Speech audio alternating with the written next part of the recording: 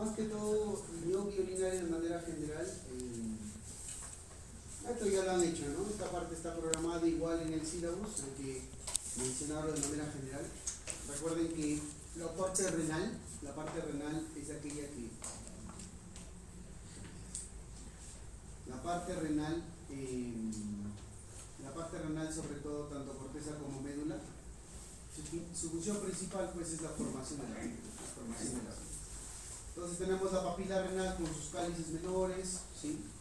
También tenemos con sus cálices mayores, y por último su pelvis renal. Hay que recordar que esa simplemente es parte de la vía urinaria, ¿ya? Parte de la vía urinaria, el cual tiene un similar tipo de tejido histológico, ¿no? El tejido histológico, ingresando de adentro hacia afuera, es la capa mucosa, ¿no? Una capa muscular, ¿no? Y una capa adventicia, ¿no? Y dependiendo, ¿cierto? Porque solo la vejiga es la que tiene su parte serosa, pero es en la parte más superior, ¿no? Hay que recordar que la vejiga en la parte más superior tiene su parte más serosa, que luego lo vamos a ver en otra imagen.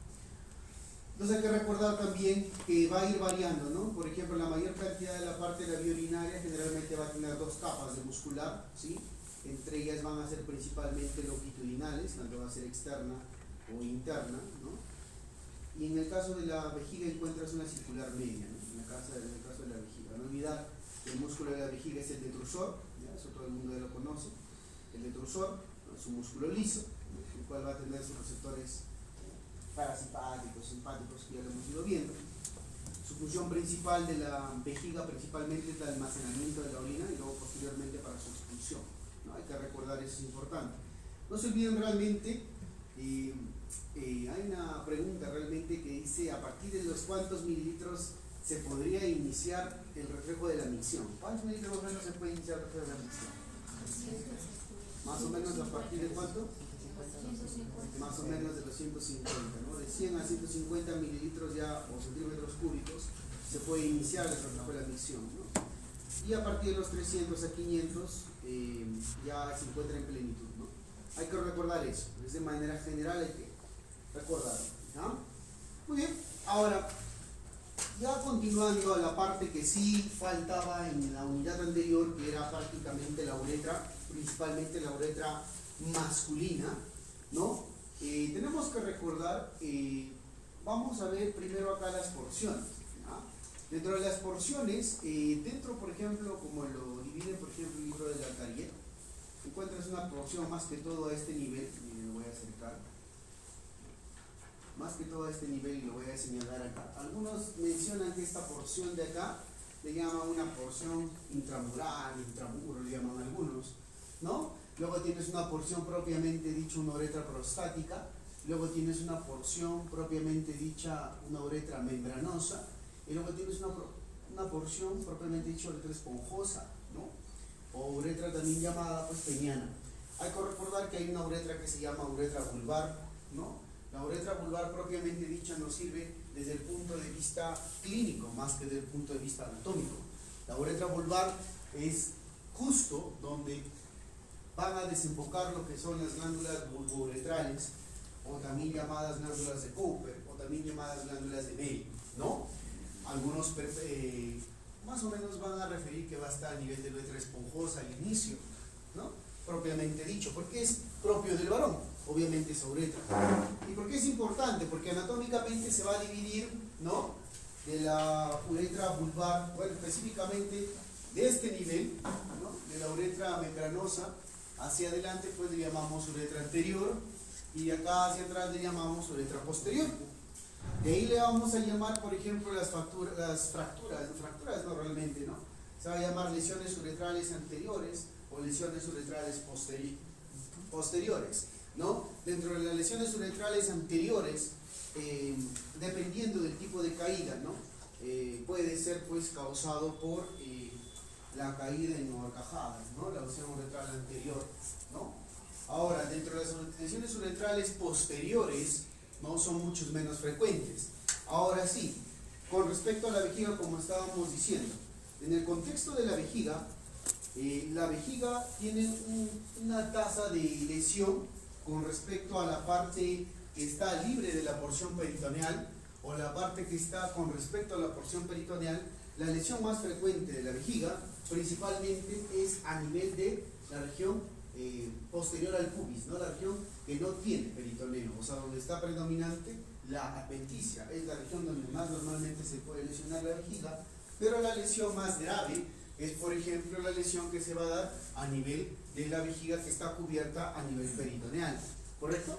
Eso es con respecto a la vejiga. Hay que recordar que el método diagnóstico ante una lesión de la vejiga, primero el manejo es principalmente a través de una sonda Foley, ¿no? Una sonda Foley, ¿no? ¿Para qué? Para que puedas drenar la orina y no pueda haber fuga, ¿no? Eso es más que el manejo, y el diagnóstico se va a dar con una uretrografía retrógrada, o por último puede ser una orografía excretora, ¿no? En la cual insertas contraste a nivel de sangre y mediante la filtración se puede observar y puede hacer un tinte. Luego lo que haces es una radiografía y ves todo lo que es la parte de la vejiga, si es que existe alguna lesión, ¿no? Eso es con respecto a lesiones vesicales, ¿no? Eso es prácticamente la generalidad que había que hablar acá, nada más con respecto a vejiga, ¿ya? Ahora sí, hay que recordar también con respecto a la uretra, ¿no? Hay que recordar con respecto a la uretra que la uretra tiene diferentes formas histológicas de presentarse. Bueno, todos han leído su libro que dice la uretra es la única que es diferente al resto del tipo de tejidos, ¿cierto? Porque la uretra, a diferencia de toda la vía urinaria, no posee una adventicia como tal, ¿ya? La uretra solo es un tejido, ¿no? Músculo-membranoso, así se describe la uretra, como un tejido músculo-membranoso, o sea, no posee una adventicia como tal. Ahora, hay que recordar que dentro de la mucosa, ¿no? Dentro de la mucosa existe una parte epitelial, ¿no? Existe una lámina propia o porio, ¿no? No se olviden, eso es principalmente, porque más abajo de la lámina propia o porio a veces existía una muscularis mucosal. Dentro de esta estructura que pueden observar, pero en este caso no, estamos hablando que en este caso no. Entonces, miren, esta capa, por ejemplo, mucosa, e incluso algunos libros, como el Atelier, definen que esta capa que se llama capa vascular, piensan que es una capa submucosa, que clínicamente no es realidad, ¿no? Es la diferencia entre la anatomía descriptiva y la anatomía clínica, ¿no? Entonces no existe una capa submucosa como tal, a pesar de que a veces los libros quieran describir que la capa vascular se tiende a ser una capa submucosa. No es así, ¿ya? Hay que considerar que solo existe una capa mucosa y no una muscular, aclara, ¿ya? Ahora, esta capa vascular obviamente está, ¿no?, contenida principalmente por gran cantidad de vasos sanguíneos, especialmente venosos, y posteriormente pues vas a encontrar lo que es la longitudinal, que es interna, y la circular, que es externa. Ahí tienes todo tu tipo de tejido histológico con respecto a la uretra. Entonces, toda la uretra masculina, con respecto a las capas de forma general, tienen esa disposición. Tienen una mucosa, una capa vascular, principalmente a nivel de la lámina propia, ¿no? Y tienen una capa muscular propiamente dicha, capa vascular es acá, capa muscular propiamente dicha, que es una longitudinal interna y una circular externa. Todo tu uretra es esa disposición, ¿correcto? ¿En qué lo vamos a diferenciar? A nivel de la capa mucosa, ¿correcto? A nivel de la capa mucosa es evidente mencionarlo, es más que lógico que las imágenes hablan por sí solas, ¿no? En la primera porción de la uretra, que podemos decir que es la intramural, pero eso es anatómico, lo vamos a llamar solo porción prostática, ¿ya? Recuerden que una cosa anatómica, otra cosa fisiológico, ¿no? Lo que se utiliza comúnmente en la parte clínica es lo fisiológico, más que lo anatómico puro, ¿ya? Entonces, la uretra prostática como tal, hay que recordar que tiene un epitelio todavía de transición o polimorfo, ¿cierto? Un epitelio que puede cambiar de acuerdo al volumen de orina que pueda poseer en su luz, ¿no? Por eso le llamamos epitelio polimorfo. Dentro tenemos una uretra propiamente dicha membranosa. En la uretra membranosa hay que recordar que este epitelio va a variar, y como ustedes pueden ver aquí, miren diferentes niveles de núcleos celulares, lo que nos hace aparentar que es un epitelio pseudoestratificado, y como son las células longitudinales, le decimos que es un pseudoestratificado cilíndrico, ¿no? Pero también puede existir este tipo de células que es un estratificado cilíndrico. ¿Ya? Algunos le llaman estratificado cilíndrico, también le denominan columnar. Hay que recordar eso, ¿correcto? Aunque, por ejemplo, ciertas literaturas solo consideran que solo existe un pseudoestratificado, ¿no? Que se le llaman de transición, ¿no? No confundas el epitelio de transición de acá, que es el polimorfo, con esta de acá, que le llaman, que es una transición. O sea, pero mejor no le vamos a llamar transición para que no te confundas, ¿ya? Pseudoestratificado no me lo vas a llamar acá. Pseudoestratificado, y esto se llama epitelio polimorfo de transición. Entonces, este pseudoestratificado, algunos dicen que predomina, otros dicen que comparte el pseudoestratificado con el poliestratificado cilíndrico o estratificado columnar. O sea, se comparte, ¿no? Luego tenemos por último la uretra peniana, o también llamada uretra esponjosa, en la cual algunos libros mencionan que existen 3 tipos de epitelios distintos, ¿no? Ahora te van a decir qué tipo de epitelios presentan: un pseudoestratificado, obviamente cilíndrico ciliado, y existen células caliciformes, pueden existir porque puede haber secreciones, ¿no? Pero solo lo mencionan como un pseudoestratificado, ¿no? Ahora, luego tienes también que puede haber, dice que está en un enmarañado. ¿Qué significa? Que están las fibras entrecruzadas. Las células pueden estar entrecruzadas entre este pseudoestratificado y este poliestratificado cilíndrico, ¿no? Ambos pueden poseer, pero algunos autores solo consideran que hay poliestratificado cilíndrico, ya no existe pseudoestratificado. Ahora, lo que sí o sí todos los libros te refieren y todas las literaturas te dicen que al final de la uretra masculina, encuentras un epitelio, ¿no? Poliestratificado plano, obviamente no queratinizado. ¿Ok? Entonces, de manera general, hay que recordar que a nivel terminal de la uretra tú encuentras un poliestratificado plano no queratinizado, y en el resto de la uretra peniana podrías encontrar un pseudoestratificado o un estratificado columnar. Si te dirían cuál es el que predomina, el estratificado columnar. ¿Me dejo entender? Y el pseudoestratificado es el que menos predomina. ¿Ok? Entonces en la uretra peniana predomina el estratificado columnar, pero en la parte distal es poliestratificado plano no queratinizado, y en menos cantidad ya encuentras un pseudoestratificado. Ahí estarían las capas. Aquí te encuentras tu capa mucosa, aquí encuentras obviamente la capa vascular, y por último encuentras tu capa muscular. ¿Ok? Entonces hay que recordar y no hay que olvidar. Nuevamente la misma disposición, ¿no? Hay que recordar ahora con respecto, aquí se encuentra, por ejemplo, acá se ha puesto esta imagen con la finalidad de que ustedes puedan observar que a nivel de uretra membranosa encontramos una estructura que es muy importante recordar, que es una estructura de un tejido muscular estriado, esquelético, que se llama esfínter uretral externo, ¿no? A nivel de la uretra membranosa, ¿ok? Hay que recordar. Y un poco posterior, bueno, posterior no, un poco más adelante de esta uretra, vamos a encontrar lo que son las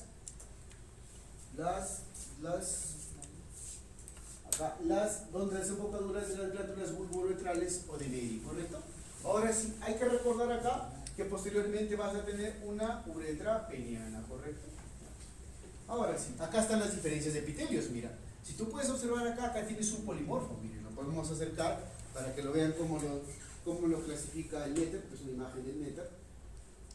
Miren, ahí tienes aquí tu epitelio polimorfo propiamente dicho, ya, miren, polimorfo. Luego acá ves que predomina un pseudoestratificado, y por último acá abajo, en la parte más inferior, colocan, este es un epitelio poliestratificado plano no queratinizado. De acá para arriba es el epitelio, ¿ya? Esta es la lámina basal, ¿correcto? Hay que recordar, ¿no? Ahora sí, también hay que recordar en esta imagen, vamos a pasar, dentro de las porciones y sus relaciones, más fácil es hacerlo, ¿no?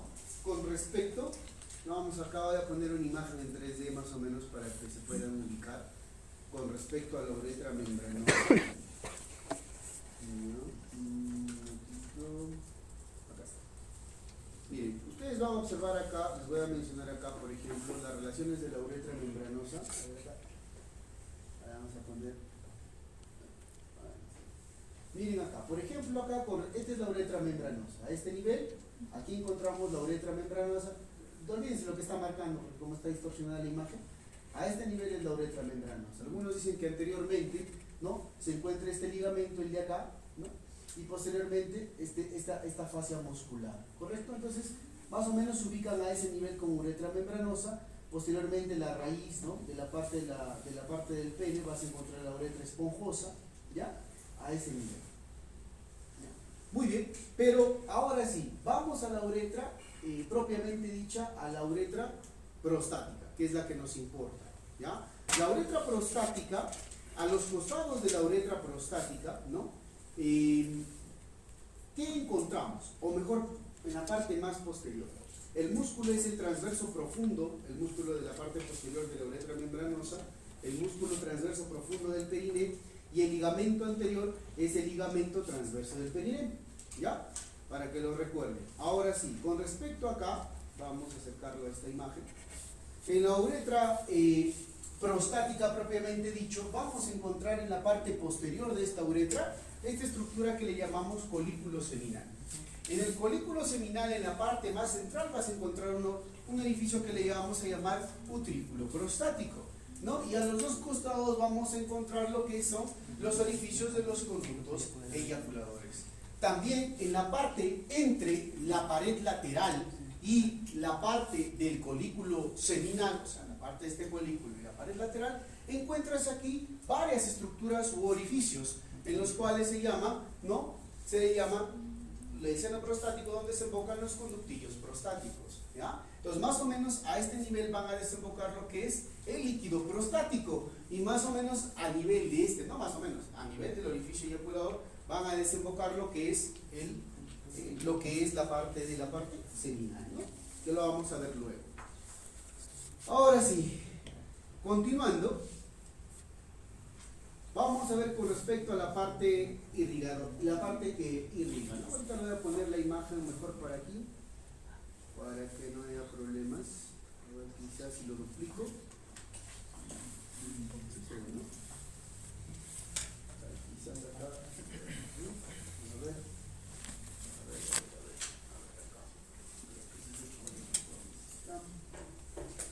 Acá está. Es fácil la irrigación, no es nada complicada, ¿no? Ahí le he puesto, ya en el PPT está para que lo vean, ¿no? Tenemos, por ejemplo, depende del tipo de uretra, ¿cierto? Si vamos principalmente a la primera porción, que es la uretra de tipo prostática, a este nivel, ¿no?, a este nivel que está la uretra prostática, encontramos estas de acá, que son las arterias vesicales inferiores, que obviamente su irrigación venosa va a ser también propia de las vesicales inferiores, ¿no?, como dice tu esquema. Posteriormente tú puedes encontrar en este nivel de la uretra, por ejemplo, ya de la uretra más terminal, que es la uretra esponjosa. Miren, porque en la imagen lo van a poder observar, van a ver unas ramitas más terminales, que por ejemplo una es la profunda, no se puede seleccionar, creo. Bueno. En esa imagen lo que va a seleccionar ahí, por ejemplo, es la de acá, la arteria profunda de lo que es la profunda del pene. Y como igual que la arteria y su vena profunda del pene tienen una irrigación, bueno, un origen similar, en este caso la vena drena, y en el caso de la arteria va a hacer una rama, si ustedes lo pueden observar, si esta arteria se ve claramente, esta ¿quién sería? La pudenda, ahí está, interna, ¿no? Entonces ambas son ramas de ¿quién? De la pudenda interna, que van netamente para la uretra esponjosa propiamente dicha, ¿no? Y por último, para la uretra membranosa propiamente dicha, vamos a tener las venas, ¿no?, rectales medias, igual que las arterias rectales medias, ¿no? Eso también va a estar a este nivel, ¿no? También van a estar las rectales, ¿no?, sino que están más posteriores acá las rectales, y acá están las más posteriores, sino que es difícil seleccionar porque no está un poco distorsionado, pero más o menos acá se forma el plexo no rectal y por aquí deberían salir o drenar las venas rectales medias, ¿ya? Más o menos eso es para la uretra membranosa propiamente dicho. Ahora, con respecto a los linfáticos es un poquito más sencillo. Los linfáticos, tienes dos linfáticos que no tenemos que olvidar, ¿no? Los linfáticos que son los ganglios ilíacos internos, ¿no? Los ganglios ilíacos internos, obviamente donde pasan sus vasos ilíacos internos, que van a tener propiamente dicho la uretra prostática, ¿no? Y también parte de la membranosa, y también tenemos ¿quién? Los ganglios inguinales, tanto superficiales como los inguinales profundos. Y como pueden observar, ese mismo drenaje va a correlacionar con parte de lo que es el pene, o sea, va a tener un drenaje similar no estoy diciendo que sea el mismo, va a tener un drenaje similar. Entonces hay que recordar esto, hay que recordar los ganglios linfáticos ilíacos internos a estos niveles, y vamos a recordar los ganglios inguinales superficiales y los inguinales profundos. Por lo tanto, ahí miren, tienen el drenaje, principalmente de qué uretra sería el drenaje, de la uretra esponjosa, ¿no? O también llamada uretra peniana, ¿sí? Muy bien, entonces eso es con respecto al drenaje linfático, ¿ya? Al drenaje linfático. También hay otro tipo de drenaje linfático que es con respecto a la parte del obturador, ganglios obturadores, pero es netamente a la prostática y a la membrana. Muy bien, hay que continuar. Ahora sí, con respecto a su inervación, nuevamente de lo que es la uretra, dependiendo de la porción, es de la que vamos a hablar, ¿sí? Ahora, ¿cómo así? Miren, importante acá que ustedes recuerden los nervios y los plexos, ¿sí? Por ejemplo, ustedes saben que acá está el plexo hipogástrico superior, obviamente que está formado, ¿no?, por las raíces, ya lo hemos visto a este nivel, ¿no?, que es T11, T10, ¿no?, que puede ir hasta T9, hasta L2, pero de este plexo hipogástrico superior va a salir, ¿quién? Tus nervios hipogástricos, y tus nervios hipogástricos pueden terminar formando a nivel inferior un plexo hipogástrico inferior, pero estos nervios hipogástricos no lo forman solos, sino también de dónde salen partes de las ramas para formar este plexo hipogástrico inferior. Van a salir ¿de dónde? De los nervios esplácnicos pélvicos, que algunos también le llaman nervios esplácnicos sacros, ¿correcto? Entonces, a este plexo hipogástrico inferior le vienen ramas del plexo hipogástrico superior a través de este nervio que llaman nervios hipogástricos, y juntos con estos ganglios o nervios esplácnicos pélvicos forman este plexo hipogástrico inferior. ¿Y por qué es importante? Porque este plexo hipogástrico inferior va a ser lo primero que va a inervar a las primeras ramas, o bueno, la primera parte de lo que es la uretra, ¿no?, la uretra prostática, ¿correcto? Por lo tanto, también va a inervar a lo que predomina, a la próstata, ¿no?, porque va a ser la misma región. Entonces, la pregunta sería, ¿qué tipo de inervación contiene? Todo el mundo ya lo conoce, ¿no? Tenemos una información parasimpática y una información simpática, así como una inervación de tipo sensitiva, ¿correcto? Hay que recordar que la inervación simpática, en este caso, como se puede ver, son las fibras de color rojito, ¿cierto? Son fibras que son preganglionares y son fibras postganglionares. Entonces, si ustedes preguntarían, por ejemplo, acá, las fibras preganglionares van a llegar hasta el plexo hipogástrico inferior, para que de ahí puedan salir las fibras postganglionares hasta su órgano receptor, que en este caso se puede dar que es la uretra prostática juntos con la próstata a ese nivel. Ahora, con respecto, incluso hasta la uretra membranosa, ¿ya? Incluso hasta la uretra membranosa. Con respecto a la parte de la uretra peniana, o también llamada esponjosa, propiamente dicho es a través de este nervio, ¿no?, con la parte sensitiva, que es el nervio pudendo, ¿no? A diferencia del resto, es el nervio pudendo. Es la diferencia con la parte de la uretra prostática y la uretra membranosa, ¿dime? Claro. La diferencia entre la uretra prostática y la uretra membranosa con tu uretra peniana es que la uretra peniana recibe inervación de este nervio, que es el nervio pudendo, que obviamente todo el mundo lo conoce, que se origina, ¿no?, de las ramas de S2 a S4. Entonces esto trae una información netamente de tipo sensitiva, ¿no? Por acá está tierra aferentes tipo sensitiva. Pero, ahí viene, miren la duda, ahí viene la pregunta, ¿no? Te pueden decir que este trae información parasimpática y simpática. Mira, ¿de dónde vendría la simpática de todas formas? Viene del plexo hipogástrico inferior, al igual que la parasimpática. Por eso es importante que ustedes entiendan que si te dieran a escoger, es lógico, ¿no? Si te dieran a escoger, si tú estás diciendo que del mismo nervio de S2 a S4, ramas de S2 a S4, pueden salir fibras que van a ir formando el plexo hipogástrico inferior, de aquí sale la parte parasimpática, obviamente, le va a dar la parte parasimpática también a la uretra peniana, obviamente, ¿no? Y la parte simpática va a venir a través del su plexo hipogástrico superior para formar a través de su nervio hipogástrico su plexo hipogástrico inferior, y de ahí va a salir la rama para la parte simpática de la uretra peniana también. Pero lo único que la diferencia va a ser en esta imagen o en esta descripción es el nervio pudendo con la parte aferente, sobre todo de la parte peniana, ¿ya? Muy bien, eso hay que recordar. Una parte, y aquí también se ve lo mismo, ¿ok? Aquí también se ve lo mismo, de la misma forma en el caso de la próstata, ya vamos viendo, miren, la parte prostática. Dense cuenta que la parte prostática, la parte parasimpática prostática, obviamente le va a dar la parte sacra, que en este caso es entre S2 y S4. Ahí está su parte prostática a través de los nervios esplácnicos pélvicos, o también llamados sacros. Le va a dar su parte parasimpática y también va a venir su parte sensitiva, ¿correcto? Es lo importante. Entonces, la uretra prostática va a cumplir la misma circunstancia. A diferencia que la uretra esponjosa va netamente a ser de la parte del pudendo para la parte sensitiva. ¿Ya? Importante, ¿ya? Esas definiciones con respecto a la parte de la inervación. Muy bien, linfáticos ya lo expliqué. Y ahora sí, eso con respecto a la uretra. ¿Ya? Con respecto a la uretra, entonces, hemos prácticamente terminado. Aunque por ahí había ahí van a leer por ahí un reparo anatómico. No me acuerdo cómo se llama. Por ahí van a hablar de un triangulito por ahí, que lo van a leer en su libro. Pero no tiene repercusión. ¿Ya? Por eso no le he mencionado. ¿Ya? Pero hay un triángulo a nivel de la uretra, la parte posterior de la uretra. Con el recto hay un triángulo entre músculos, ¿no? Hay un músculo que está ahí. No tiene mucha repercusión, ¿ya? Para los que lo van a leer, para que no estén matando la cabeza, ¿ya?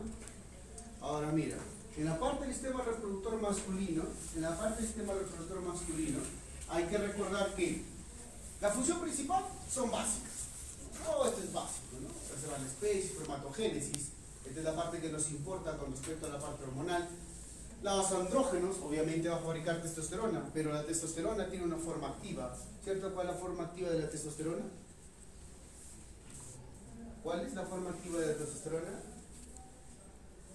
¿Cuál es la forma activa de la testosterona? Cristian.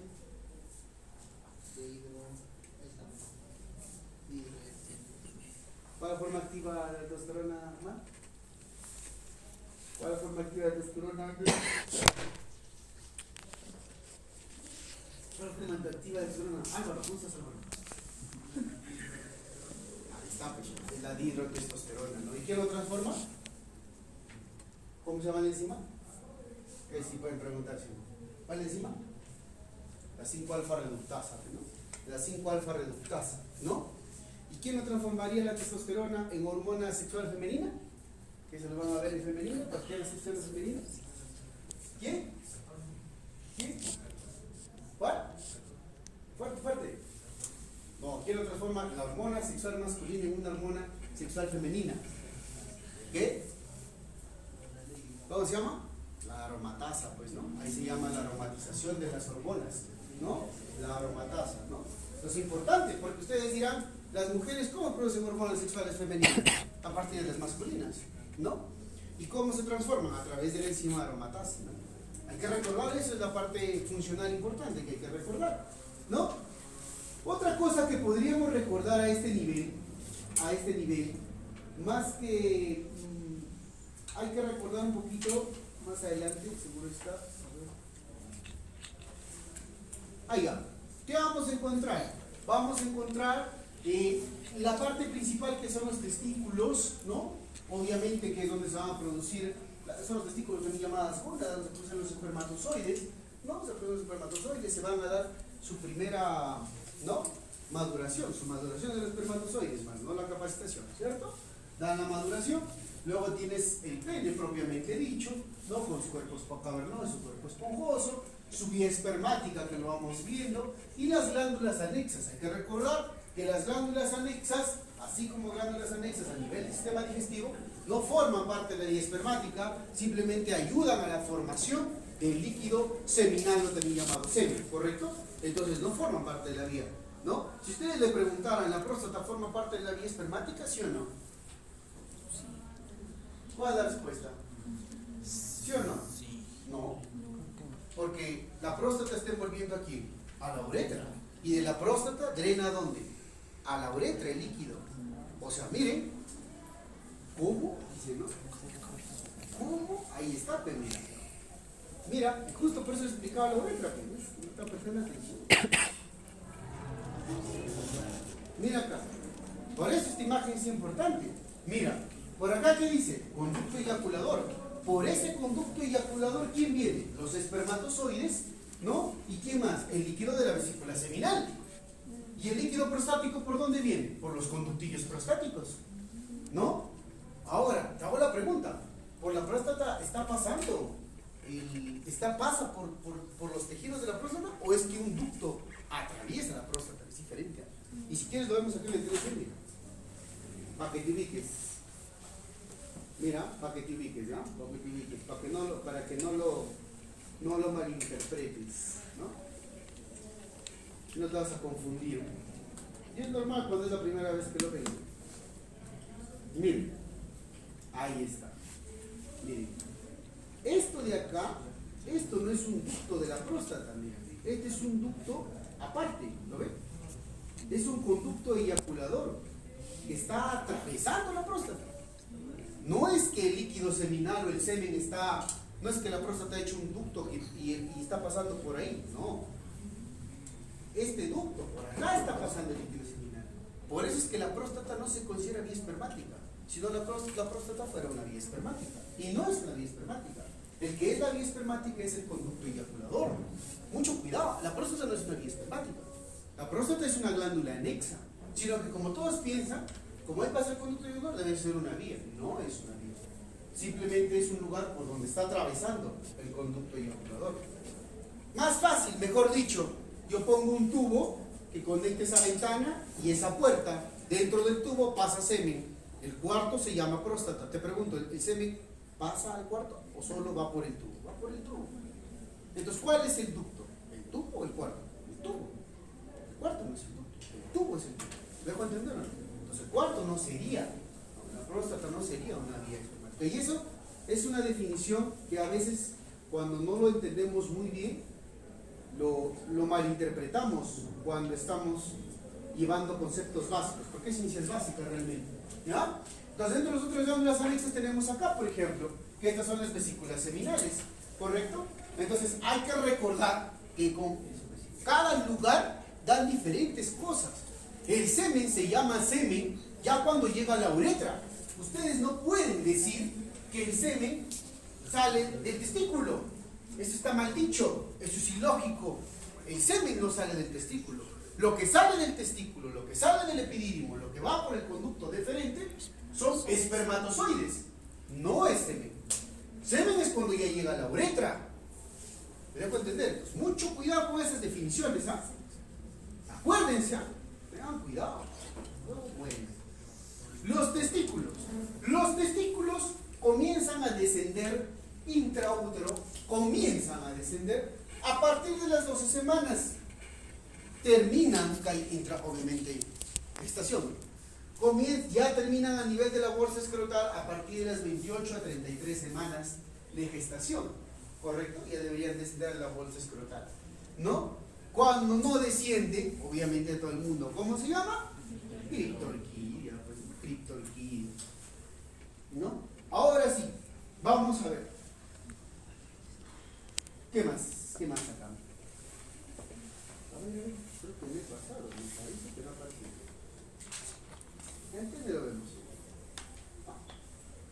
Estas son generalidades que todo el mundo debe conocer, ¿no?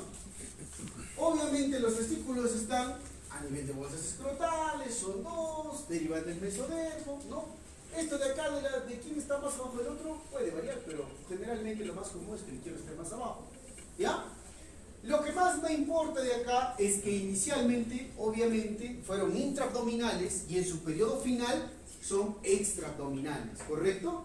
Pero la inervación, y eso lo vamos a ver en este momento, la inervación obviamente va a venir hasta la parte intraabdominal, por eso un dolor, un golpe a nivel testicular refleja en un dolor abdominal, netamente por la inervación que recibe, ¿correcto? Eso lo hemos visto, por ejemplo, en la unidad pasada, ¿se acuerdan? En el conducto deferente. Hoy día lo vamos a ver cada una de esas capas para que se pueda entender.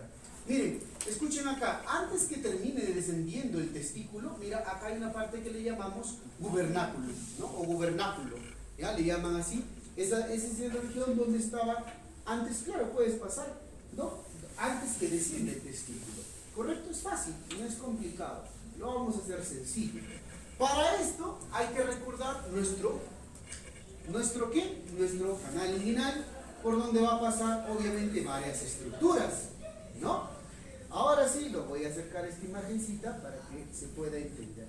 Miren ahí, dense cuenta, miren que acá está el orificio, como dice acá, inguinal, el anillo inguinal superficial, y miren, vamos de afuera hacia adentro, de afuera hacia adentro, miren, de afuera de hacia adentro, pero con respecto al cordón espermático, no con respecto al testículo. ¿Ya? Métete a la cabeza, de afuera hacia adentro con respecto al cordón espermático, porque cuando llega al testículo va a cambiar de capas, o sea, va a aumentar 2 capas más. Entonces el cordón espermático, de afuera hacia adentro, la primera capita, como tú ves acá, se llama fascia espermática externa o fascia externa espermática, que nosotros sabemos que es una derivación, ¿no? Es una prolongación, por decirlo así, ¿no? Su origen tiene en qué músculo, en el oblicuo externo, ¿no? Obviamente. Posteriormente, inferior a esta, ¿quién tienes? Este nervio, ¿no? ¿Qué nervio es el de acá? Es el famoso hilo inguinal, o también llamado abdomino genital menor, ¿correcto? Entonces, mira, por debajo de esta fascia espermática externa, encuentras el abdomino genital menor. Luego tienes una fascia que la parte del cremaster, ¿no? O músculo cremaster, que viene con su fascia, sí, con su fascia cremastérica, ¿no? Que algunos autores le dicen que esta fascia cremastérica es ¿de quién? Es prolongación.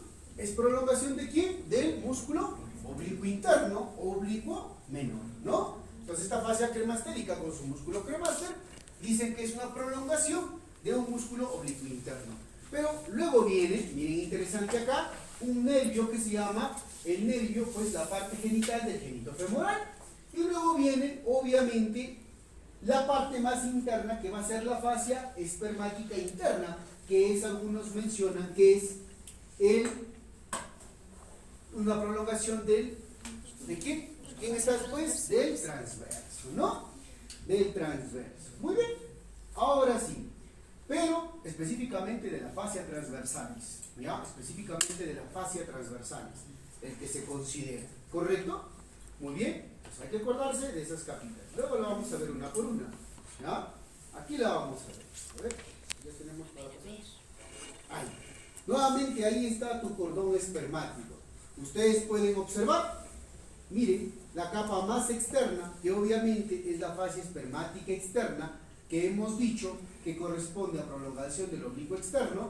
Luego tienes el H2, que era el H2 con el H3, que era el H2 con el H3.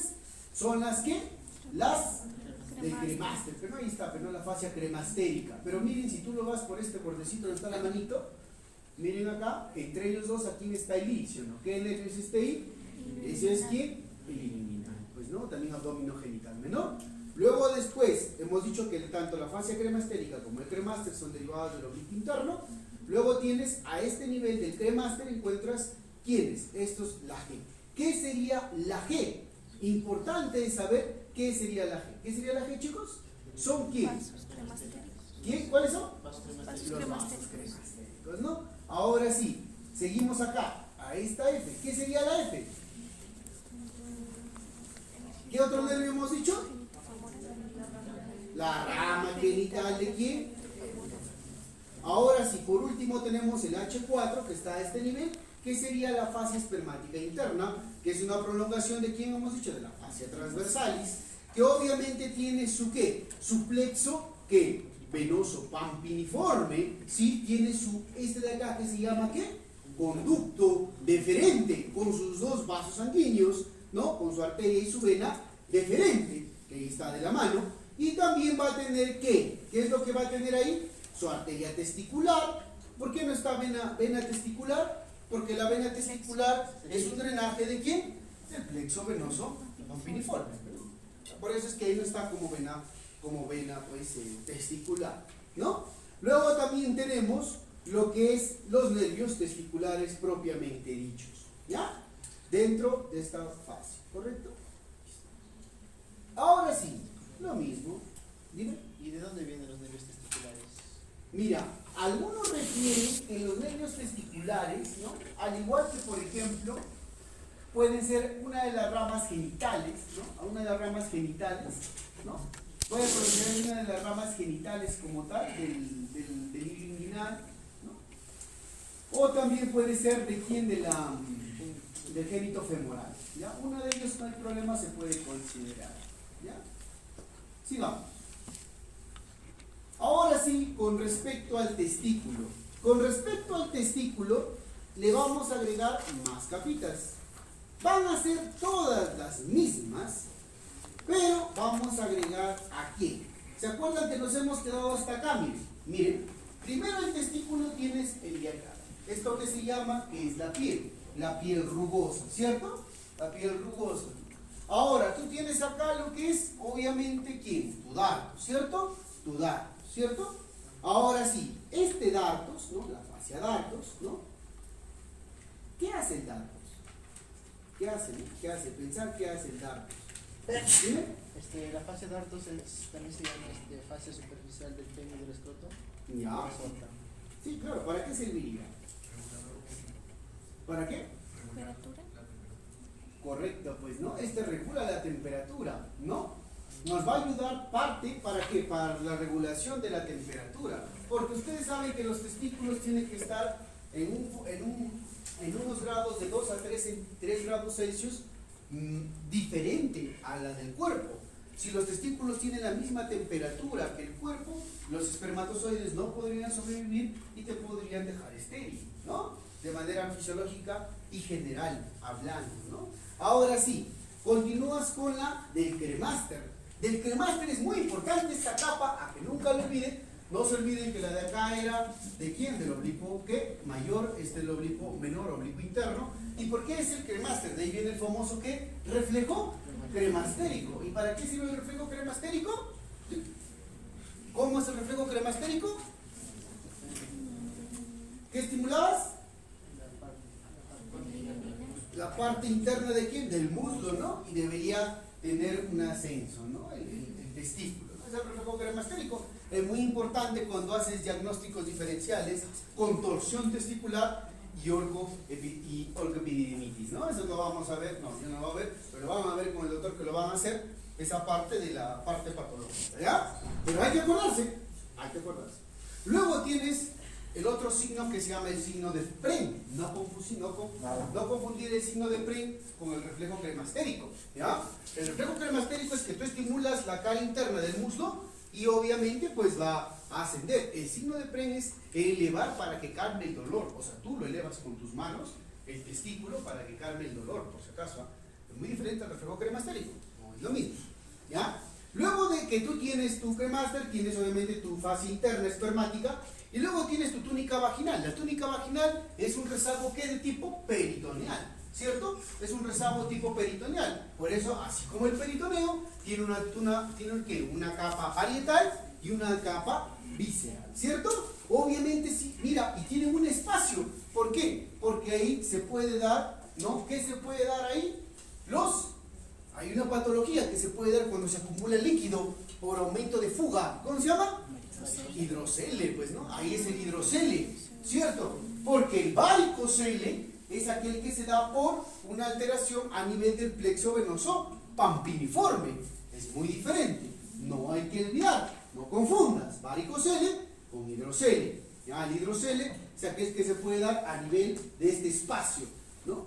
Ahora sí, dentro, que acá no se ve, falta todavía, y por eso le hemos puesto al lado de esta imagencita.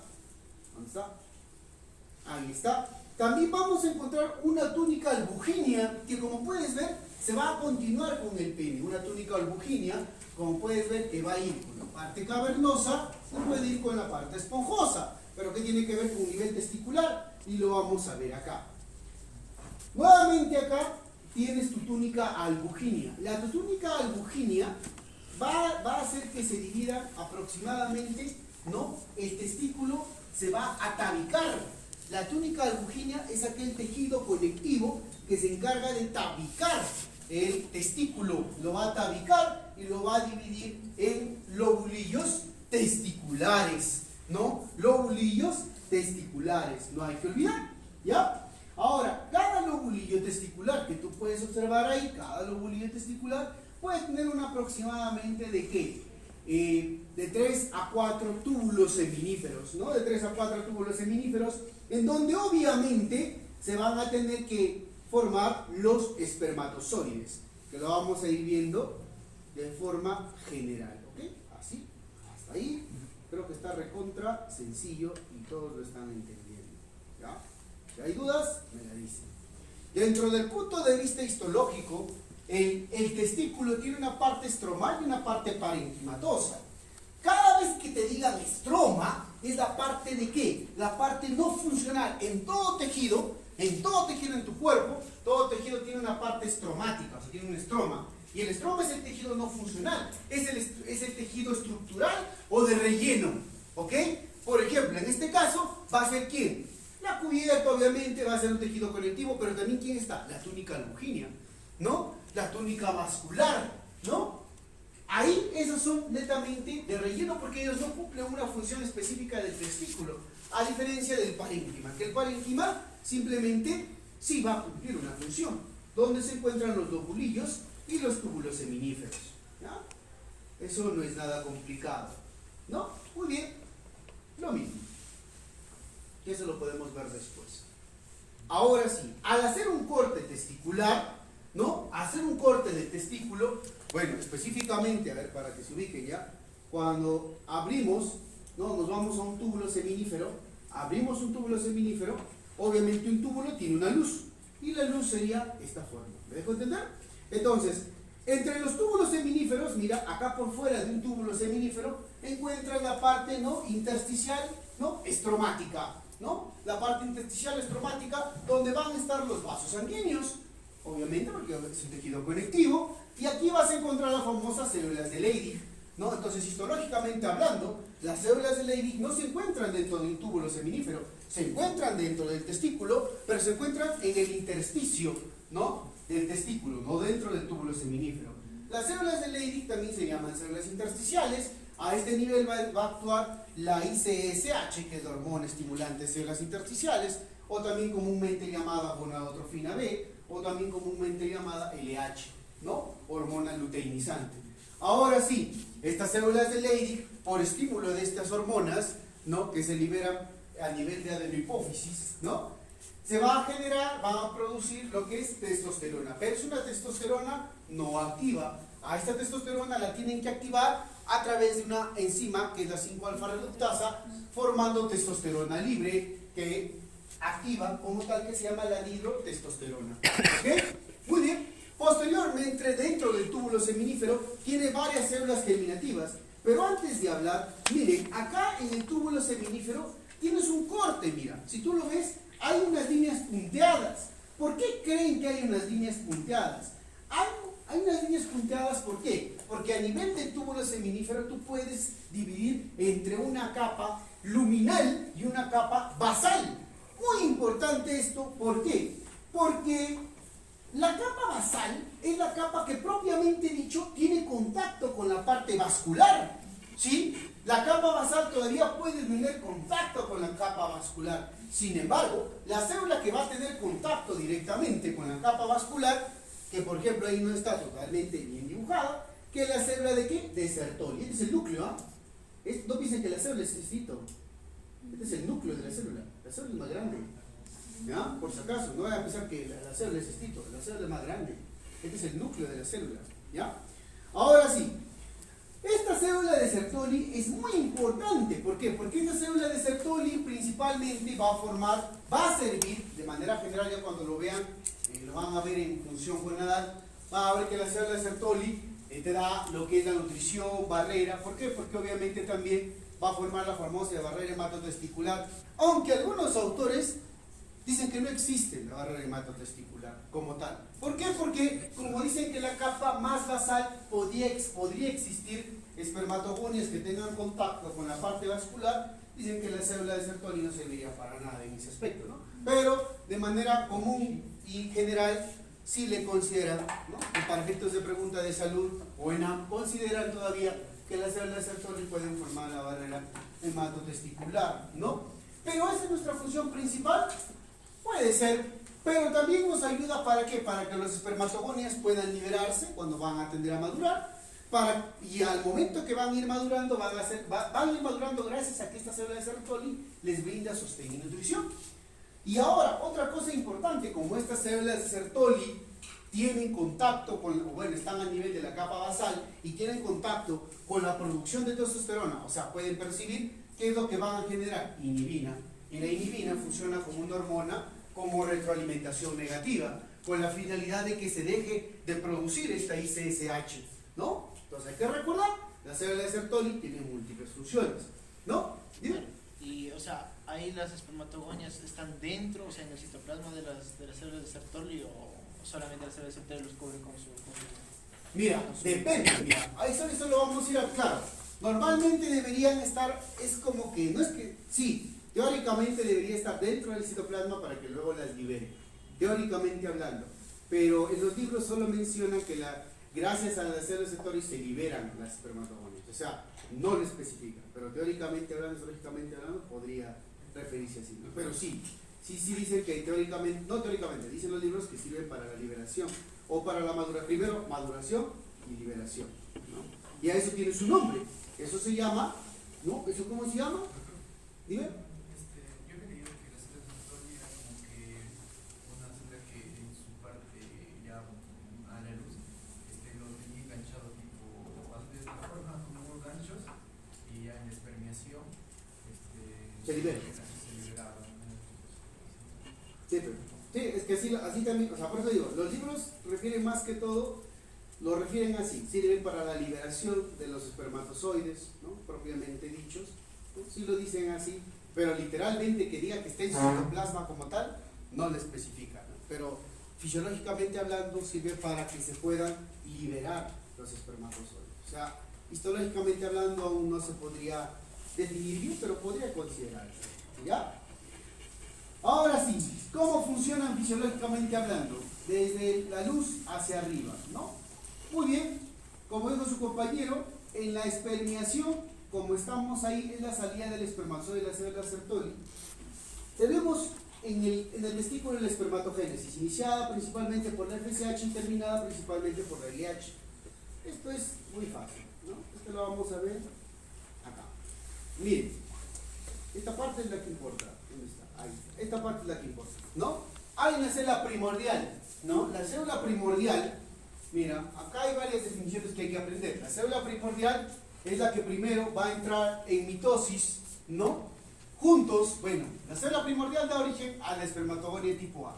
La espermatogonia tipo A puede hacer mitosis. La espermatogonia, al hacer mitosis, va a formar más espermatogonias tipo A hasta que va a llegar un punto en que se forme una espermatogonia tipo B, ¿no? Y la espermatogonia tipo B, ¿no? La espermatogonia tipo B es la que generalmente, como dice acá, mira, la espermatogonia tipo B es la que va a sufrir principalmente su meiosis como tal y la que va a dar origen a los espermatocitos primarios, ¿no? Entonces, depende del tipo de espermatogonia. Si te preguntaba, ¿las espermatogonias hacen mitosis? Claro, principalmente las espermatogonias que hacen mitosis son las tipo A, ¿no? Las que al final se pueden terminar diferenciando en tipo B, ¿ok? Ahora sí, para no confundir con lo que dice ahí, NN, eso no corresponde muy bien a la parte cromosomal, ¿ya? Eso ya es un poquito más histológico, ¿ya? No lo vayan a seguir lo que dice 2N, por ejemplo, explicando. 2N lo explicaré en otra imagen, ¿ya? Ahora, los espermatocitos primarios, ¿no? Como ustedes pueden observar acá, ahora sí, lo que todos o la mayoría de libros dicen, eso también está incluso acá, ¿no? En la parte de lo que dice el gaito, porque es una imagen del gaito, ¿no? Obviamente el espermatocito primario va a entrar en la primera división, esto es generalidades, por decirlo rápido, el espermatocito primario va a entrar en la división, lo que es meiótica, ¿no? La meiosis, pero acá hay que recordar, ¿no? Un ser humano, un varón, ¿no? Un varón cuando nace, un varón, ¿con qué nace? ¿Con qué nacemos los varones? ¿Con espermatogonias o espermatocitos? ¿Con qué nacemos nosotros? ¿Espermatogonias o espermatocitos? No, ahí nos dice, ¿no? ¿Nacemos con qué? Con espermatocitos propiamente dichos, ¿no? A diferencia de las mujeres, ¿no? Ahora sí, ¿qué es lo que pasa? ¿No? ¿Qué es lo que pasa? ¿No? La parte de la división inicial, ¿no? Propiamente dicho, no, nacemos con espermatogonias. Bueno, ahí está mal. Nacemos con espermatogonias. Casi me convenzo. Nacemos con espermatogonias, ¿no? ¿Por qué? ¿Por qué naces con espermatogonias? Mira, claro, las mujeres son las que nacen con sobocitos, ¿no? Sobocitos ¿en qué fase? En profase 1, ¿no? En diploteno nacen las mujeres, ¿está bien? Los varones nacemos con espermatogonias, ¿ya? Al nacer con espermatogonias llegamos a la etapa de la pubertad, en la cual, gracias a nuestro hipotálamo, gracias a nuestro núcleo arcuato, el cual libera las hormonas gonadotrofinas, ¿no? Liberadoras de gonadotrofinas. El núcleo arcuato libera las hormonas liberadoras de gonadotrofinas. Estas hormonas liberadoras de gonadotrofinas van a ir hacia la adenohipófisis, y la adenohipófisis van a liberar lo que son, sí, las hormonas gonadotrofinas propiamente dichas. La tipo A, que es la FSH, viene a nivel del testículo y va a empezar a madurar la espermatogonia, ¿no? La espermatogonia, como ya hemos ido mencionando, va a entrar en un proceso de mitosis, espermatogón de tipo A, tipo B, se va a diferenciar al tipo B, va a seguir siendo estimulado por la FSH, y este tipo B va a empezar a ser un espermatocito primario, y este espermatocito primario va a entrar a su primera división meiótica, en la cual va a ser una meiosis reduccional, en la cual va a dividir su material genético, ¿ya? Va a dividir su material genético generando dos espermatocitos secundarios, y estos espermatocitos secundarios entran a una segunda división meiótica que le llamamos un tipo de meiosis ecuacional, y esta meiosis ecuacional va a generar dos espermátides que posteriormente, gracias a nuestra ICSH o LH, se van a diferenciar en espermatozoides maduros. Con respecto a la carga cromosomal, miren, va a pasar el problema. Acá, por ejemplo, como vuelvo a repetir 2N, acá ya tienes tus 46 cromosomas, 22X, 22Y, dependiendo, y así te vas a formar 4 espermatozoides, ¿no? Ahí tenemos para que lo puedan observar, ¿ya? ¿Listo? Eso solo te diría porque lo van a volver a hacer porque es parte de la anatomía funcional, ¿ya? Eso es una introducción. Ahora sí, con respecto a los túbulos seminíferos, nuevamente, mira los túbulos, también escrito ahí, seminíferos, no, los túbulos seminíferos se van a juntar y van a formar los famosos túbulos rectos o túbulos rectos. Con respecto a los túbulos seminíferos, simplemente, como ya hemos visto, sirven para fabricar espermatozoides. Los espermatozoides, obviamente, no van a ser móviles propiamente dichos, ¿ya? Y posteriormente van a pasar a lo que es, acá está el famoso, la red de Ayler, o también llamado Antrodaimon, por ahí debe estar el nombre, si no está, le estoy diciendo. La red de Ayler, que en esta zona se llama Antrodaimon, la zona se llama Antrodaimon. Luego tienes, después de la red de Ayler, obviamente, si te preguntaran ¿para qué sirven estas zonas de acá? Sirven para que se puedan transportar los espermatozoides. De la red de Ayler salen los conductos eferentes, ¿no? Y van a formar a este nivel el epidídimo. El epidídimo se va a encargar de almacenar y de madurar los espermatozoides. A este nivel también van a poder morir o pueden reabsorberse los espermatozoides. Por eso es que el epidídimo también puede ser que tenga un epitelio histológico con microvellosidades, por los cuales sirven para la reabsorción de espermatozoides anómalos, ¿no? Y luego el conducto deferente también se encuentra con la finalidad, algunos dicen que sirve para el transporte, pero su porción inicial puede servir para el almacenamiento de los espermatozoides, y continúa con su conducto deferente. Entonces eso es de manera general. ¿Hasta dónde va a llegar? Hasta el conducto eyaculador, y el conducto eyaculador no va a juntarse ¿con quién? Con el conducto de quién.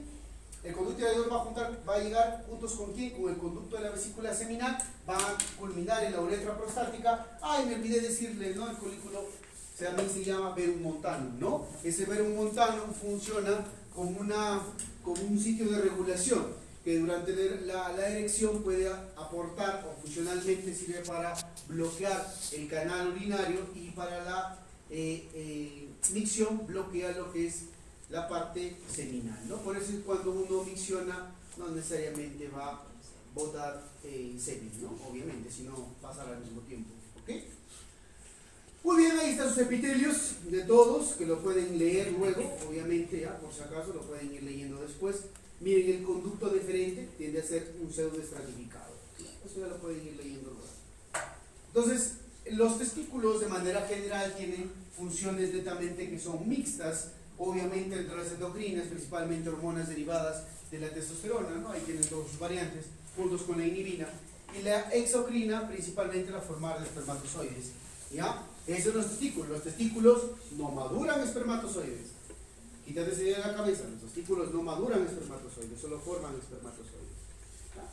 Muy bien, ahora sí, con respecto a la parte venosa de los testículos, como hemos ido mencionando, y es fácil ya recordar, obviamente vienen a través de las arterias testiculares, también gonadales, que los gonadales salen de donde hemos dicho, de la aorta abdominal, eso lo han visto en la unidad pasada.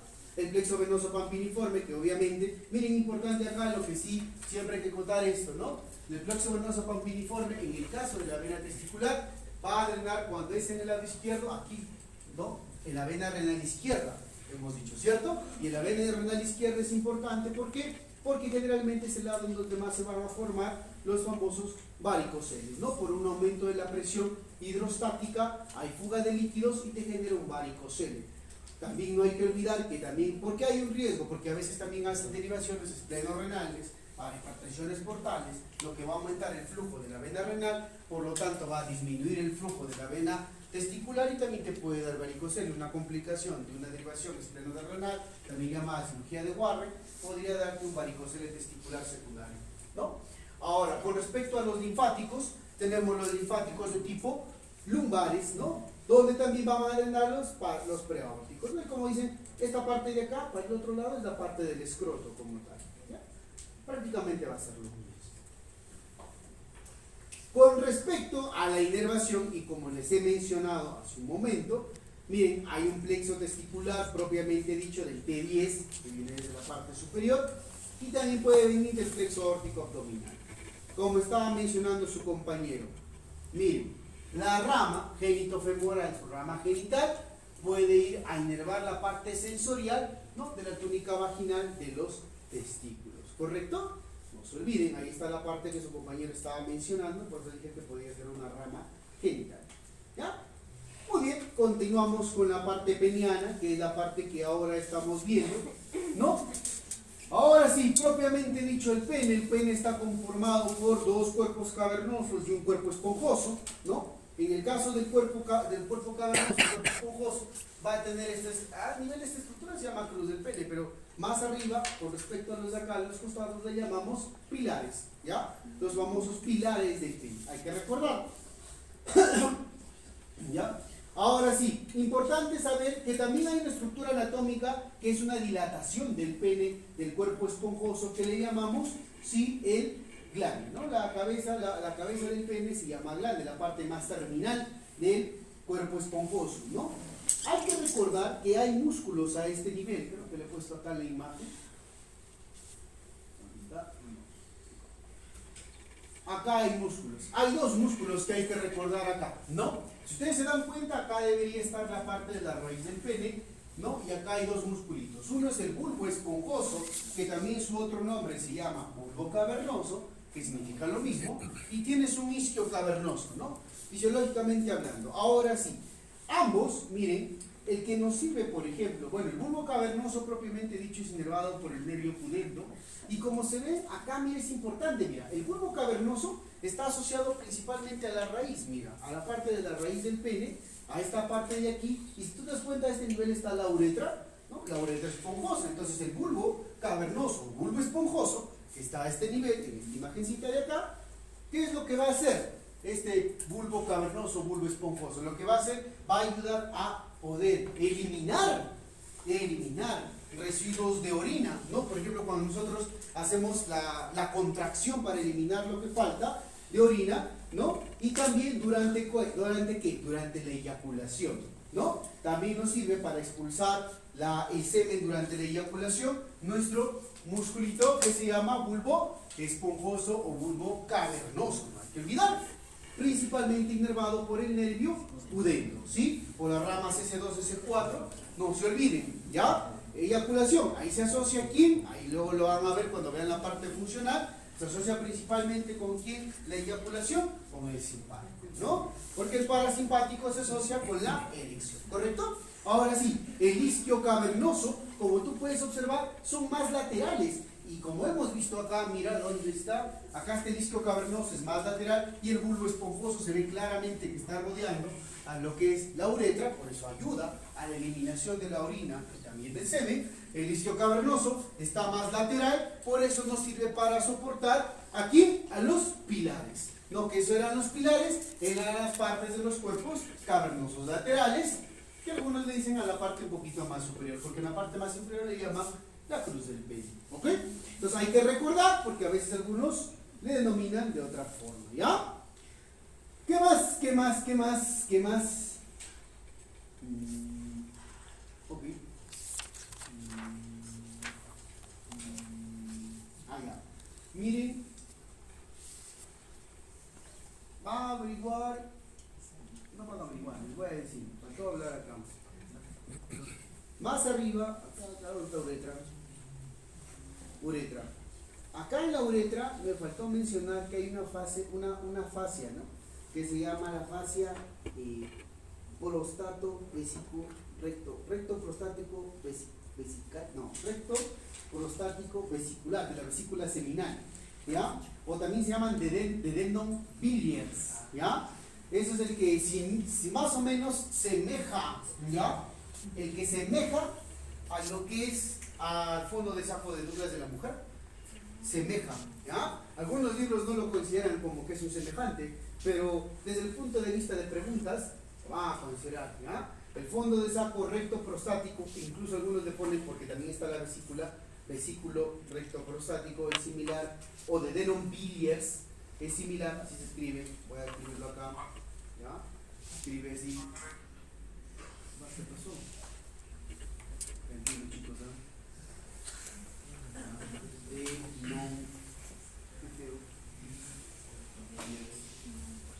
Así se llama, dedendum biliars. Son netamente, es la parte de la recto próstato vesica, de la glándula vesicular, de la vesícula seminal. Siempre es un poquito difícil recordar. Muy bien, ahora sí, ¿qué más? Sigamos para ir terminando. Con respecto a una fascia, obviamente, ¿quién era la fascia de qué? De Buch. Que la fascia de Buch era una continuación de qué fascia hemos dicho? De la fascia de Scarpa, ¿cierto? De la fascia desde el abdomen, que puede llegar hasta la parte del pene, porque la fascia de Scarpa también tiene otra fascia que puede ir hacia el perinés, que le llamamos la famosa fascia de Colles, ¿ya? Hay que recordar que esta fascia de Buch, como pueden observar a este nivel de esta imagen, ¿no? Va a rodear o va a contener a los cuerpos cavernosos y también al cuerpo esponjoso. Eso es fácil, ¿no? ¿Qué más a este nivel? Nada más. Ya pues lo hemos visto. Ya me olvidé. A nivel cutáneo están las famosas glándulas de Tyson. ¿Qué estas glándulas de Tyson? Las glándulas de Tyson realmente son aquellas glándulas que sirven, su secreción sirve principalmente para digerir componentes que se ubiquen a nivel del cuello del glande. O sea, a nivel del cuello del glande van a haber glándulas que se llaman glándulas de Tyson, que son netamente glándulas que digieren componentes que se puedan ubicar en esas zonas y pueden generar un mal olor. ¿Por qué? Porque generalmente se asocia a el metabolismo de las bacterias, ¿no? Que pueden tener a ese nivel. ¿Ya? Muy bien. Y producen la famoso esmegma, ¿no? El famoso esmegma, ¿no? Muy bien. Siga. Dentro del mecanismo de erección, ¿no? Para recordar, por si acaso, acá por ejemplo, recuerden que estos de acá, estos cavernosos, se llaman cavernosos, ¿no? Porque obviamente ahí van a tener areolas que se pueden llenar de ¿qué? De sangre, ¿correcto? Que eso va a ayudar. La erección no depende principalmente de los músculos, depende principalmente del llenado, ¿no? Sanguíneo que puede llegar a nivel del pene. O sea, no tiene casi nada, sí tiene importancia la parte muscular, ¿no? Pero no es algo que lo vaya a definir, ¿correcto? Entonces, la erección propiamente dicha como tal no se asocia mucho a la parte que es muscular, se asocia más que todo a la parte sanguínea, ¿ok? Entonces, mire, por ejemplo, acá miren, esta parte es importante, es una pregunta de examen, ¿no? De un ENAM por ahí, que decía, la sangre, ¿no? Al momento de que vamos a tener un mecanismo de erección, o sea, hay una estimulación sexual, ¿no? Va a venir a nivel de la parte del pene, lo que se va a liberar principalmente es el óxido nítrico, ¿no? El óxido nítrico, ¿qué es lo que va a favorecer? Favorece la relajación del músculo liso cavernoso. Hay que recordar que existe un músculo liso cavernoso. Lo relajamos, ¿para qué? Para que obviamente se pueda llenar de ¿qué? De sangre, ¿cierto? Y al momento de que se pueda llenar de sangre, ¿qué es lo que puede ocurrir? ¿No? Va a ocurrir que se va a comprimir, se va a dilatar las areolas, se va a comprimir los plexos venosos, y cuando se llena de sangre, los cuerpos cavernosos se van a endurecer, ¿no? Y va a generar la erección. De todo esto, ¿qué es lo que nunca deben olvidar? Que va a haber una relajación del músculo liso cavernoso gracias al óxido nítrico. Entonces, hay que recordar que todo lo que haga predominar un óxido nítrico o relajación del músculo liso cavernoso te puede generar una erección. Y eso es lo que hace el sildenafilo. El sildenafilo bloquea que este GMP cíclico, acá está, el GMP cíclico, ¿te das cuenta? El GMP cíclico es importante. Bloquea que el GMP cíclico se degrade, y eso es lo que hace el sildenafilo. Prolongando que se aumente ¿qué? La relajación del músculo liso cavernoso, aumentando el tiempo de erección, ¿no? Que pueden ser ya patológico, y a eso le llamamos priapismo, ¿no? Entonces, una erección prolongada, ¿no? Hay que recordarla, el mecanismo. Los nitratos. Entonces, los nitratos pueden favorecer a la erección. Mira, irónicamente, ¿sí o no? El nitroprusiato, ¿no? El nitroprusiato es un nitrato, por ejemplo, ¿no? Ahora, sigamos. Muy bien. ¿Algo más que habría que recordar acá? Ay, hermano, ¿estás bien? Dime. ¿No has dormido? ¿No has dormido? ¿Para hacer tu expo? Sildenafilo, ¿Qué? tiene la Muy función bien, de, es respira. un vasodilatador, ¿verdad? Y Sí. no solo actúa, creo que actúa a nivel de todo el cuerpo, ¿no? Claro, es que no solo acá hay GMP cíclico. O sea, el sildenafilo bloquea el metabolismo de este GMP cíclico. Eso es lo que hace el sildenafilo. Entonces, todo lugar donde exista GMP cíclico, lo va a bloquear. Pero Sí, principalmente se usó para las hipertensiones pulmonares, ¿no? Para la hipertensión pulmonar se usó inicialmente el sildenafilo porque servía bastante para sus receptores a nivel pulmonar, para que obviamente la hipertensión haga vasodilatación y baje la presión, ¿no? Pero no solo los músculos sanguíneos, vasosanguíneos también, ¿no? esa es justamente mi duda, pues, ¿no? Si está haciendo vasodilatación va a disminuir la tensión, y si disminuye la tensión, ¿por qué favorece la erección si no estaría bajándose la presión y todo? ¿No sería a otras partes del cuerpo hacerlo? No. Cuando haces vasodilatación, tú dices baja la presión, pero llenar, o sea, mientras tú mantengas el llenado de este cuerpo cavernoso, no hay ningún problema. La erección se puede mantener mientras el llenado se mantenga, no hay problema, ¿ya? O sea, si tú me dices, pero si hago vasodilatación, ¿cómo va a llegar la presión? Es que ahí lo que te estás hablando son dosis, ¿no? Debe haber, hay dosis que se utilizan. No hay dosis en las cuales, ¿y por qué crees, no? Como dice tu compañero, ¿por qué te les da priapismo? Porque usan dosis altas, pero una RAM, una complicación puede ser una hipotensión. Dime. Cuando hablamos de un vasodilatador a nivel del pulmón, es lo contrario, es un bronquio, ¿no? ¿Cómo? O sea, cuando hablamos de un vasodilatador a nivel de bronquios o de pulmón, no es lo contrario, Ya. sería vasoconstricción. Te hago la pregunta, cuando hablamos de hipertensión pulmonar, ¿a qué arteria te refieres? ¿Bronquial? Son a la pulmonar. A la arteria pulmonar. A eso se refiere la hipertensión pulmonar. O sea, las que son ramas de la arteria pulmonar son sistémicas, más que todo, ¿ya? O sea, más que se refiere a las ramas más pequeñas. Y ahora tú me dices, a nivel, y a mí me interesa lo que dice tu compañero. Oye, pero a nivel pulmonar, ¿no es diferente la vasoconstricción y vasodilatación? Sí, siempre y cuando hables de simpático o parasimpático. ¿Qué te estoy hablando acá de simpático o parasimpático? ¿Yo de qué te estoy hablando? Del óxido nítrico. No te estoy hablando del simpático o parasimpático. El simpático y parasimpático a nivel bronquial sí es diferente. Doctor, Dime. pero de cierta manera, al hacer la erección, me va a ser prolongando más el efecto parasimpático y en este caso, interrogando lo que dice acá. Mira. Porque el proceso de elección lo definimos. Claro, el proceso de la erección lo desencadena el parasimpático. Muy bien, el proceso de erección lo desencadena el parasimpático. Pero el mecanismo de acción del fármaco, mira, tus compañeros hacen una excelente discusión. Les vamos a quitar las dudas. Miren, el parasimpático llega para que se pueda dar la erección. Perfecto, sí es cierto. Yo en ningún momento estoy diciendo que el sildenafilo bloquea el parasimpático. Yo lo único que estoy diciendo es que el sildenafilo actúa a nivel de la enzima que degrada el GBP cíclico. O sea, ¿tiene que ver con el parasimpático? Directamente no, bloquea la degradación de esta enzima. Porque si tú tengas parasimpático, si esta enzima se ha degradado y no ocurre la relajación, igual no hay erección. ¿Me da cuenta entero? Te digo, mira, métete esto en la cabeza. A un ancianito, ¿tú crees que no tiene estímulo sexual? Puede tener, ¿sí o no?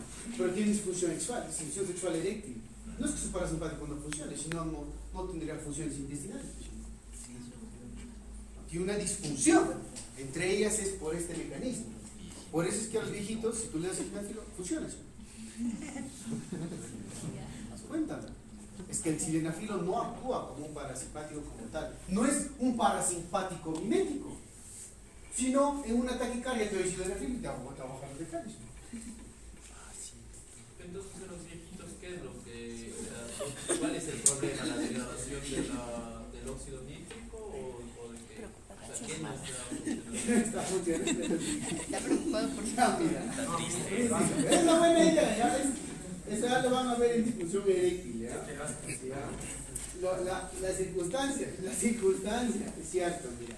Lo que no funciona bien en los viejitos es esta parte de la relajación del músculo, ¿no? Y también en la falta del buen llenado también de las areolas, ambos casos. Entonces tú atacas una de las dos causas y te ayuda a mejorar la función eréctil. ¿Me dejo entender o no? O sea, es parte también de la dilatación, como parte también de la función del óxido nítrico. En ambos casos es. La hipovolemia también tendría que ver ahí. Claro, la hipovolemia como tal sí puede tener que ver. ¿Qué tiene que ver hipovolemia? Claro, hipovolemia también es disminución del flujo sanguíneo. Porque es flujo sanguíneo, ¿qué tipo? Arterial. ¿Me dejo entender? Muy bien. Si ya no tienen más, pues Hay el calcio ahí hace la degradación del músculo osteoporoso. así, como tal, sí, porque el GMP ciclo aumenta la concentración de calcio. ¿Se acuerdan que es lo mismo que pasaba en la renina? ¿Se acuerdan? Pero en este caso, el calcio en la era lo contrario, ¿no? En la célula yuxtaglomerular el calcio bloqueaba la acción de la adenylato ciclasa, por lo tanto bloqueaba la liberación de renina. Acá es que no. Muy bien, ya no hay más dudas. Ahora sí, la irrigación de su arterial. ¿Ya? La irrigación arterial como tal, miren acá, miren, lo que se tienen que acordar acá, miren chicos, al final todas son ramas principales de quién? De la pudenda interna. Dense cuenta, miren, ustedes lo van a leer toda esta parte, por eso le he puesto esto ya para que lo lean ustedes, para que ustedes lo puedan, porque es más parte anatómica y no sea más larga la clase. La gran cantidad de la rama arterial del pene, tanto como la arteria profunda, la dorsal, la vulvo-uretral, son principales ramas de la pudenda interna. ¿Ya? Todas esas son principales. Solo la pudenda externa, obviamente, pues una rama de la arteria femoral. ¿Ya? Muy bien. En el caso de las venas, ¿no? De las venas tienes las venas dorsales, superficiales y profundas. ¿No? No te olvides dónde drena el diafragma, en la vena pudenda externa, a diferencia de la arteria. Mira, la arteria es la arteria pudenda interna. La vena dorsal superficial es en la pudenda externa, por lo tanto drena en la vena safena mayor, y el plexo, y en el caso de la vena dorsal profunda va a drenar principalmente el plexo venoso prostático y pélvico, que está a este nivel. Mira, acá lo ves, acá está a este nivel. Este de acá que no se puede llenar bien, a este nivel está el plexo venoso prostático. Este de acá es el plexo venoso prostático, que lo pueden ir viendo ya en sus libritos, a este nivel. Muy bien, y su inervación, obviamente, ahora sí, como dijo su compañero, ¿no? La parte parasimpática viene a través de los nervios, nuevamente pasa, por los espláncnicos pélvicos, ¿sí? Entre S2 y S4. La parte simpática, que tiene que ver con la emisión o expulsión, ¿ya? Viene a través del nervio hipogástrico, y la sensorial, como hemos mencionado, viene a través del pudendus, ¿no? Muy importante, no olvidar, por si acaso, no olvidar, esas son preguntitas, ¿ya? Que me vienen en el salud en el enano. Las glándulas anexas, como habíamos mencionado, simplemente apoyan a la formación del semen. Estas de acá las vamos solo a mencionar, pero en el caso de la próstata, sí le vamos a dar un poquito más de atención, ¿ya? Solo en el de la próstata. En el resto la vamos solo a mencionar. La próstata, ¿no? La próstata, miren, vamos a verlo como tal, está debajo de la vejiga, obviamente. Va a tener más o menos de 30 a 50 glándulas, ¿no? Que van a ser mucosas, submucosas. Pero lo que me importa acá es lo de acá, ¿no? Ahora sí, miren, a mí más me importa lo de acá. En el caso de las zonas, hay tres zonas de la próstata, que tú quizás no lo encuentres así como tal en los libros, ¿no? Pueden haber simplemente por lóbulos más que todo lo distinguen, ¿no? Pero más me importan las zonas, ¿no? La zona central, tu zona periférica y tu zona de transición, ¿no? Ahora sí, muy importante que tú recuerdes eso. Miren, preguntas, datitos clínicos acá. La zona periférica es donde más frecuentemente se va a asentar el cáncer de próstata. La zona periférica es donde más frecuentemente se asientan los cánceres de próstata. Y principalmente, ¿en qué lóbulo están? Acá, mira, en este lobulito que está acá señalado, es en el lóbulo posterior. En cambio, la zona de transición es principalmente la zona que ahí dice, ¿no? Lóbulo derecho, lóbulo izquierdo, es donde se sientan principalmente, ¿quién? La hiperplasia benigna de próstata. No se olviden que esta hiperplasia benigna de próstata puede generar una alteración del flujo urinario porque está rodeando, pues, obviamente, a la uretra. No se olviden, ¿ah? Muy importante, ¿ya? Muy importante. Eso es de manera general. Su irrigación y su inervación. Miren, normalmente las arterias que vienen a la próstata, a este nivel, son las arterias del tipo prostáticas. Y las arterias prostáticas son ramas, muchas de ellas, de la ilíaca interna. Y obviamente, o lo mismo va a ocurrir con la parte venosa, que al final pueden formar, como ahí dice, un plexo de Watson, que al final va a drenar principalmente a la vena ilíaca interna. Me importa más la inervación. La inervación principalmente es por el plexo hipogástrico superior, que obviamente ya le hemos visto que viene de la parte más tóraco, bueno, lumbosaca, ¿no? Como estábamos viendo. No, tóraco lumbar, perdón. Ahora sí, y en la parte parasimpática sigue siendo craneosacra, que eso es prácticamente lo mismo que hemos visto en uretra, no es algo del otro mundo. Esto sí es parte para la parte fisiológica, solo generalidades, porque esto lo vamos a volver a ver. En el caso de la próstata, aproximadamente puede formar del 38 al 40% del semen como tal. O sea, a este nivel ya llega lo que es el semen, ¿ya? No se olviden, los 38 o 40% es el semen, ¿no? Obviamente es un semen lechoso, un semen alcalino, ¿ya? No te olvides, contiene fosfatasa, muy importante esta de acá. En el carcinoma prostático, mira, en el carcinoma prostático, acá este cáncer de próstata hace que se libere bastante fosfatasa ácida, ¿ya? Por eso que es importante recordar que este es un marcador para la parte prostática. También se pueden formar o también se puede tener dentro de este líquido prostático, ¿no? Ácido cítrico, anticoagulantes, ¿no? Esas son generalidades nada más. Muy bien, dentro de la vesícula seminal como tal es más que todo el 60% del semen, o sea, está en mayor cantidad, no se olviden, y no se olviden que la vesícula seminal tiene su propio ducto. Acá está, miren, esta es la vesícula seminal, mira, ahí está, miren. Quiero que vean esto de acá, ¿ya? Hay que ver que tiene su propio ducto. Mira, este es el de acá, el vaso deferente, me lo voy a sacar el vaso deferente de este lado, ahí está, para que lo vean, ahí, miren, para que lo vean, ¿ya? Ahí quiero que vean que no es lo mismo, ¿ah? Miren, La vesícula seminal, perdón, este es el conducto deferente, esta es la vesícula seminal, miren a este nivel, y acá viene el famoso conducto eyaculador. Entonces miren, de acá viene la parte del conducto deferente, se forma el conducto, mira, el conducto eyaculador se llama acá prácticamente de la unión, porque se describe que hay un conducto de la vesícula seminal propio, pero cuando se une con el conducto deferente forman el conducto eyaculador. Entonces aquí es donde la vesícula seminal va a dar su porción, que es ¿qué tipo? Viscoso, amarillento del semen. Principalmente contiene fructosa, prostaglandinas, que eso lo van a ver en la parte de la anatomía funcional, no se preocupen.